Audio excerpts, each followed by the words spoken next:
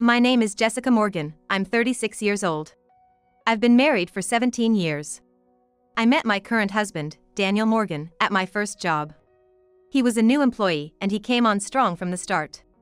To be honest, he wasn't my type, but I decided to date him anyway. As time went on, Daniel cornered me into a situation where I had no choice but to marry him, even getting his father to plead with me. He's 30, drifting aimlessly. If he settles down, he'll change. He's going to inherit my business someday. What do you say? Eventually, I gave in and married Daniel. Soon after our marriage, I got pregnant. A year later, our son, Tyler, was born. My mother-in-law became like a real mother to me, taking care of everything.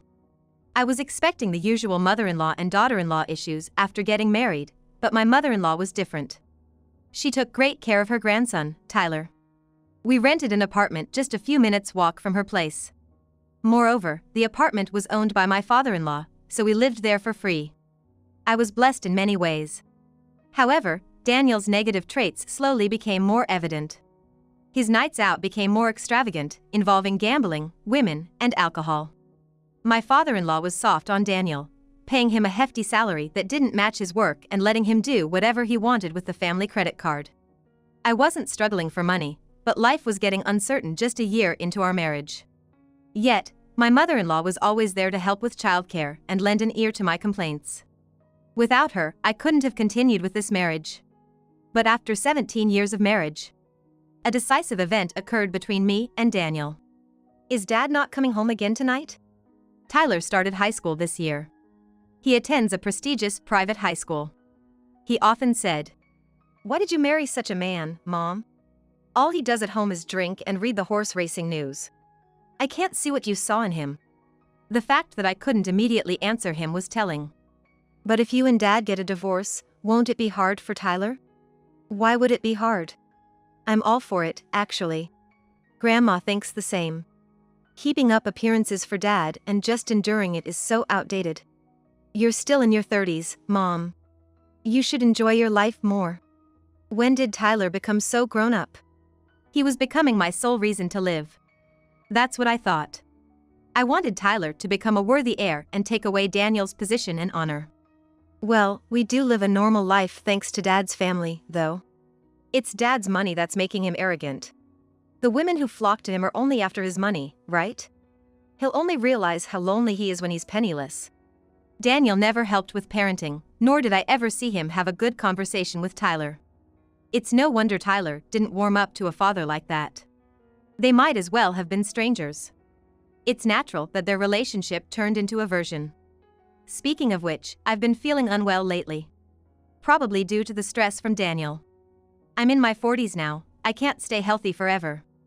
Thinking it was about time, I decided to go to the hospital the next day. I had Tyler at 19, and among my mom friends, I was the young one, but maybe my body is telling the truth.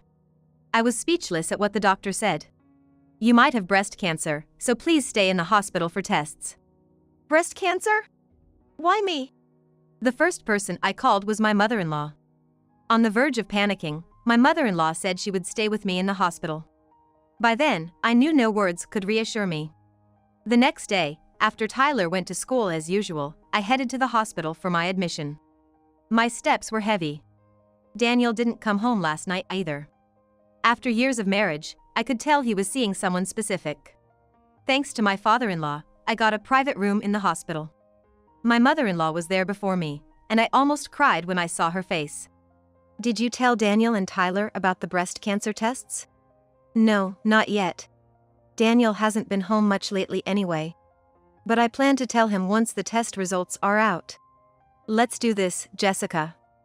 Tell Daniel you only have 3 months to live. It'll be a good lesson for him. If he thinks you're dying, maybe he'll finally appreciate you. Otherwise, he'll never change. As his mother, I feel so sorry for this. I thought it was a pretty good plan. It was a lie. But it might reveal Daniel's true nature.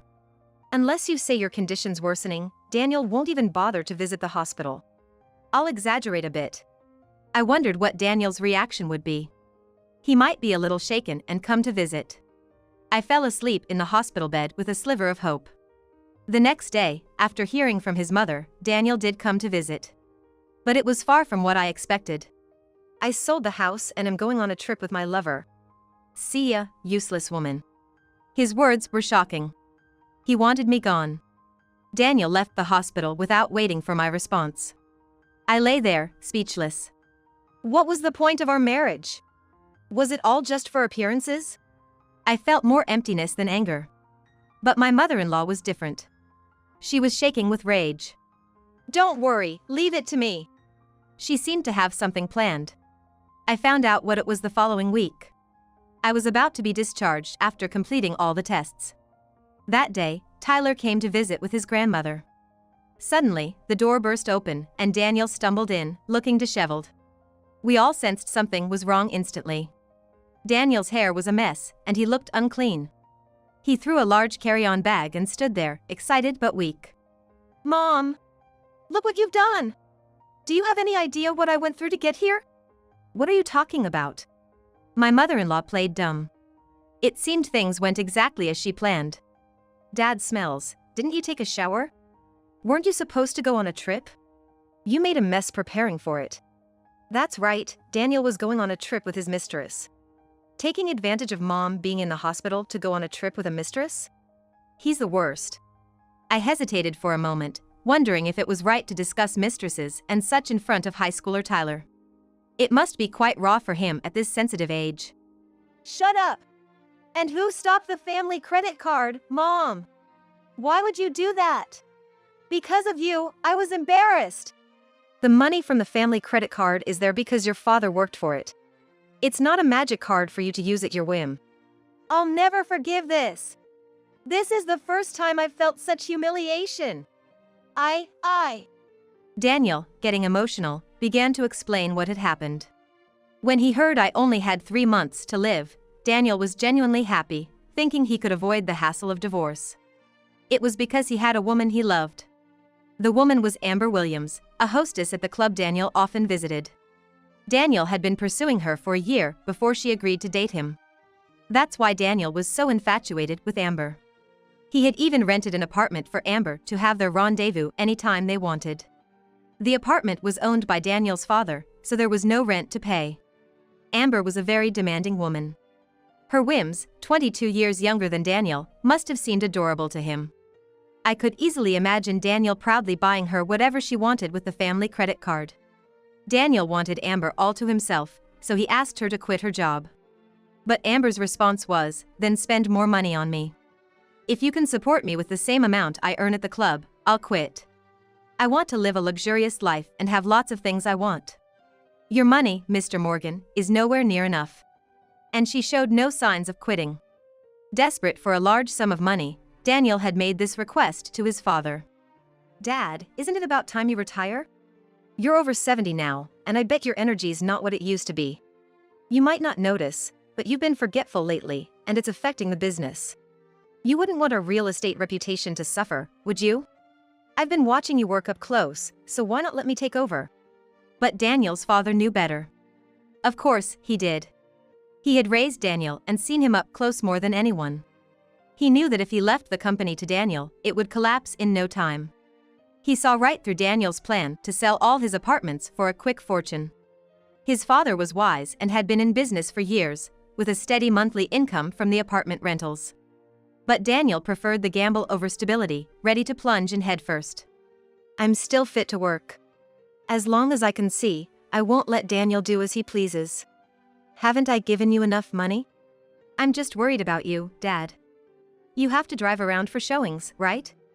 But you know how accidents with elderly drivers are on the rise? Maybe it's time to give up your license and retire, enjoy yourself." I couldn't believe he could say such things so lightheartedly. In a way, I respected that. In the end, without a fortune, Daniel kept going to the club where Amber worked every day. Even if he got Amber, he was just another customer to her. Daniel started to panic. I didn't know this, but he had apparently consulted with his father and mother-in-law about wanting to divorce me. He wanted to divorce me and remarry Amber. Perhaps because he hadn't forgotten the favor of asking me to marry into their family, his father opposed the divorce. His mother thought that divorce might be better for me, but she couldn't agree with the reason for it. Daniel was desperately pleading, but Amber had no intention of marrying him at all.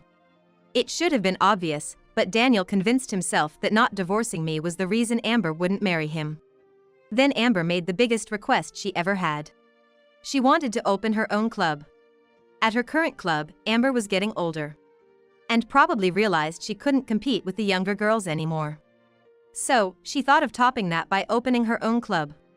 It didn't have to be big. As long as she could work the way she wanted and make a profit with a good team, she'd be thrilled. Without any guilt, Amber said, "Hey, Mr. Morgan, I want my own club. Look, I checked out some real estate today and found a great place." She showed Daniel the property details. Despite working in real estate for years, Daniel didn't know much about the market or the details. He hadn't been serious about his job. "We need to pay the down payment quickly before someone else snatches it up. It's hard to find such good conditions. The real estate agent said it's a real find.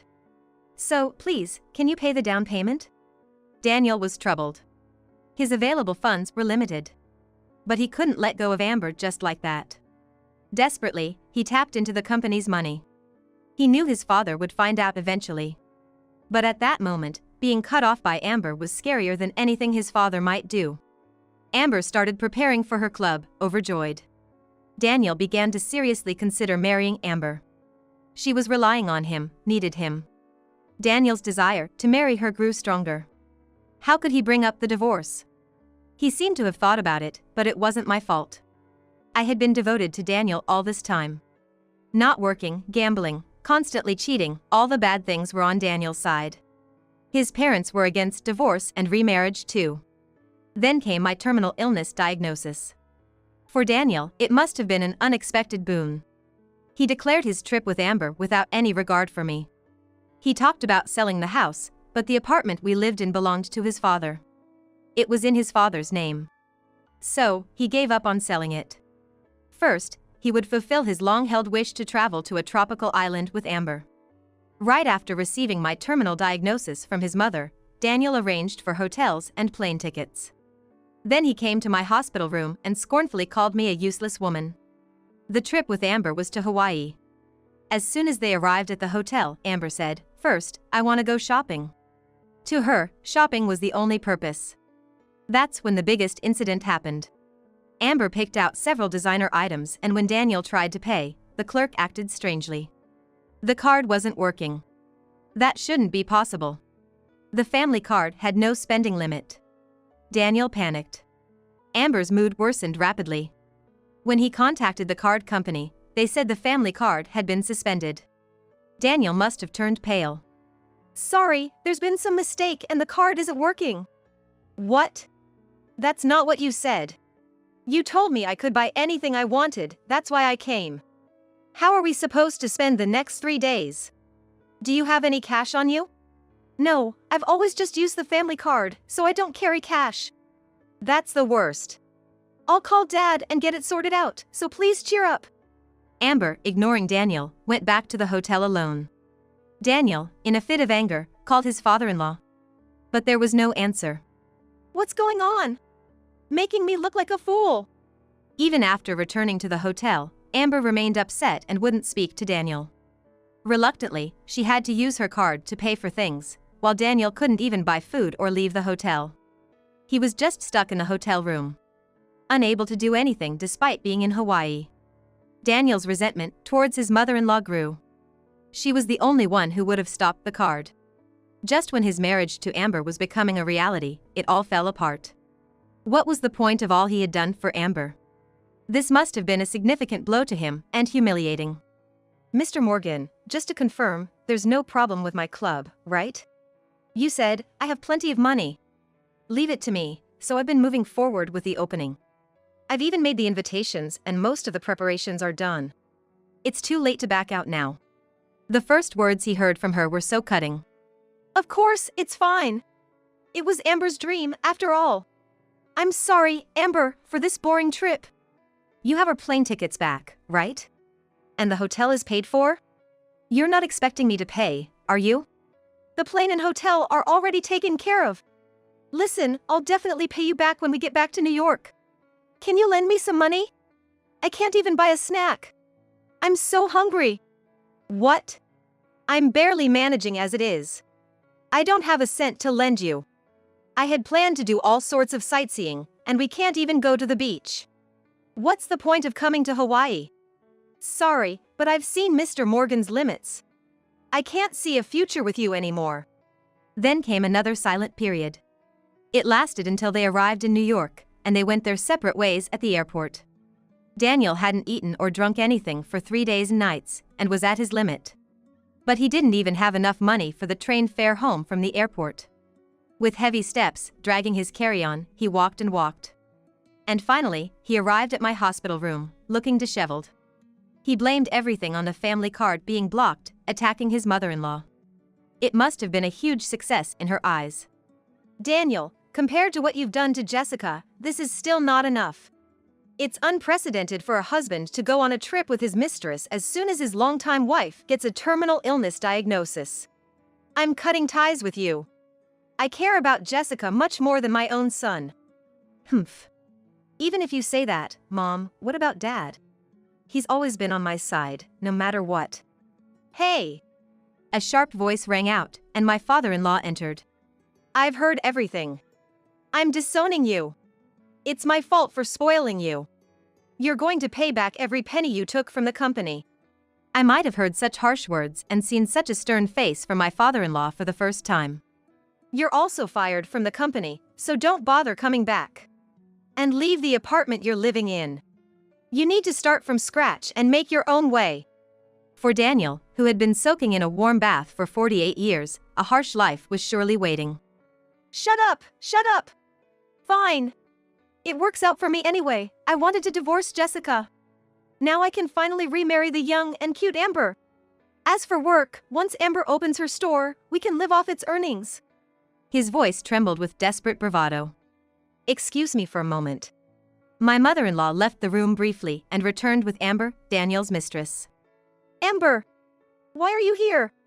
I called her. What's going on? Mr. Morgan said he had something to discuss, so I came, but... No, I didn't contact her. Mom, did you call her? Stop interfering, seriously, you never get it. Bringing a mistress to his wife's hospital room, talk about a mismatch. This was my first time meeting Amber, and she looked just like Daniel's type. He wanted submissiveness from his wife, but preferred flashy, extroverted women as mistresses. That hasn't changed since the old days. Amber, what you've done is unforgivable. You knew Daniel was married and still had an affair with him, didn't you? We will claim alimony as our rightful due. And just so you know, I've already spoken to a lawyer. What? I'm not Mr. Morgan's mistress or anything. We haven't even been intimate.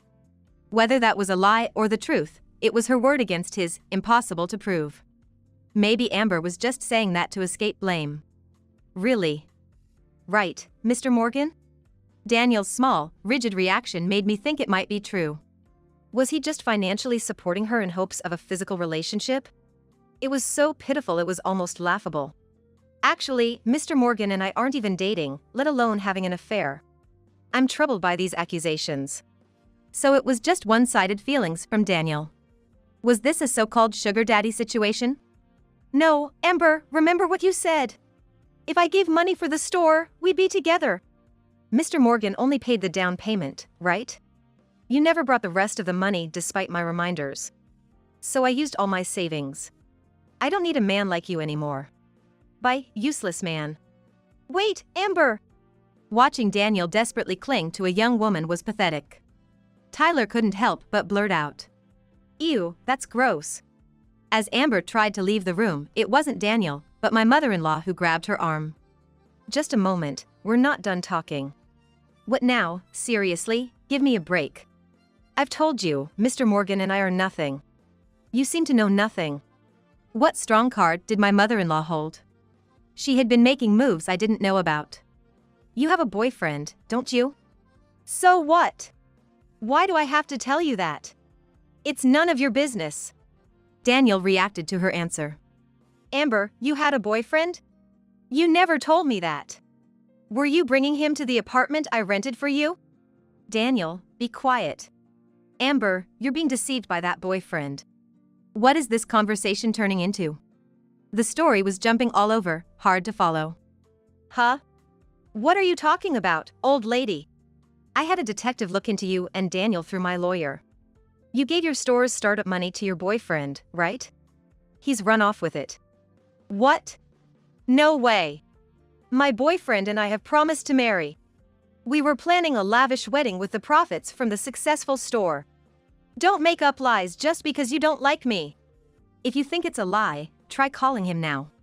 I bet you won't be able to reach him. That's impossible.